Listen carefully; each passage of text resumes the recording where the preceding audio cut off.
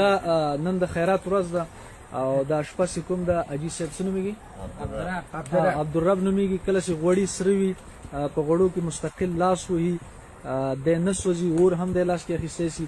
نو زه اوس عملي ویډیو کوم ګورم چې دغه خبره سره کم د تاسو ووینئ او موږ یې وینو او دا خلک دلته شهیدان هم ولاړ دي دا ورونه.